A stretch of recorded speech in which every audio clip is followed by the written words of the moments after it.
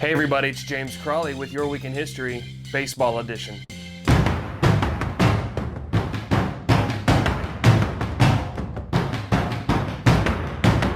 Hey everybody, this Tuesday night, a particular professional baseball league will be having its collection of stars step onto the field to compete against one another. Why am I not mentioning this particular league by name? Well, for fear of lawsuits and lawyers. Not that I have a lot, but it's best to be careful. This will be the 89th time that this particular league has held its collection of stars. It should be a classic.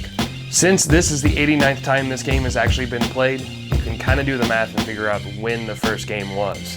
You take 89 from 2018, you have to minus one more year because there was a postponement of the All-Star Game during World War II because of travel restrictions.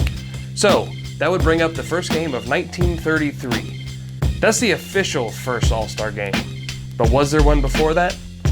Well, let's look at the one in 1933, and then we'll look back before that to see if there's anything else. So how did this game come about? Well, actually, Arch Ward, a sports editor with the Chicago Tribune, proposed the biggest names in baseball come play a game to help boost morale during the Great Depression. Since we've done the math, we know that the first official All-Star Game took place in 1933. It was at Comiskey Park in Chicago, the home of the Chicago White Sox. It pit the National League versus the American League. Now, the fans voted on the 9 best for the American League and the National League, and then the National and American League managers picked 9 more players. So who were these players? Well, some of these players are the biggest names in baseball even to this day. And of course, Babe Ruth.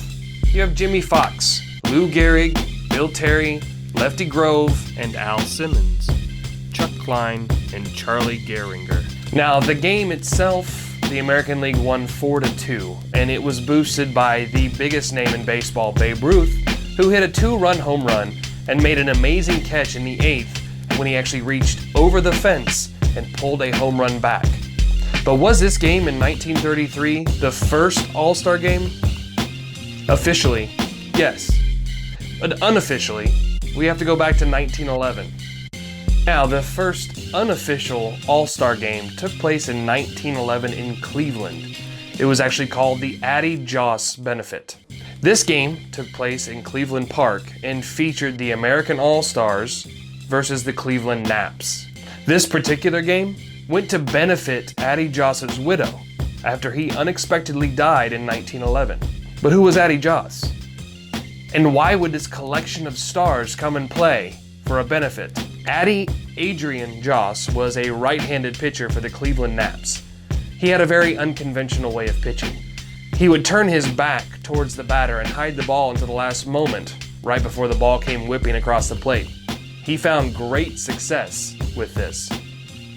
Joss was such a well-respected pitcher in the league that when he passed in April of 1911 from tubercular meningitis, it caused a shock throughout baseball. The actual season opener in Detroit for the Cleveland Naps was canceled so that everybody could attend the funeral in Toledo. He was 31. Joss's tenure in baseball is the shortest for any player in the Hall of Fame.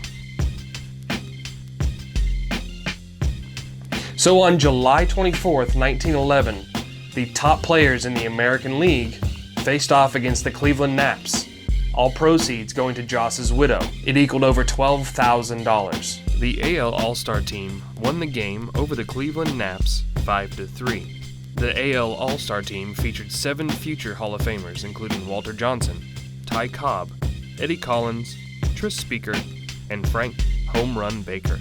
The Cleveland Naps lineup didn't quite have the star power, but Cy Young was the starting pitcher, and shoeless Joe Jackson was in the outfield. Bizarre baseball fact, Cobb's uniform got lost on the way to Cleveland, so he was photographed in a Cleveland Naps uniform. That is the first unofficial All-Star Game in baseball.